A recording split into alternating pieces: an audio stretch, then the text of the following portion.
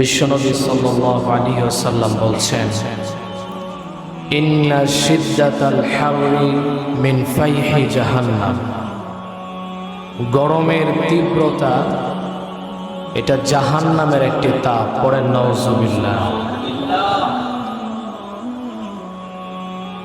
তো আল্লাহ সুবহানাহু ওয়া তাআলা বান্দাদেরকে বোঝাতে চান জাহান্নামের তাপ কেমন হবে,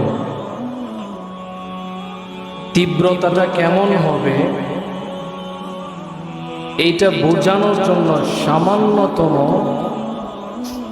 একটি তাপ, যেটা রোদের তাপ বর্তমানে আমরা অনুভব করছি, সেই তাপ দিয়ে বোঝাতে চাচ্ছেন যে জাহান্নামের তাপটা কেমন হবে।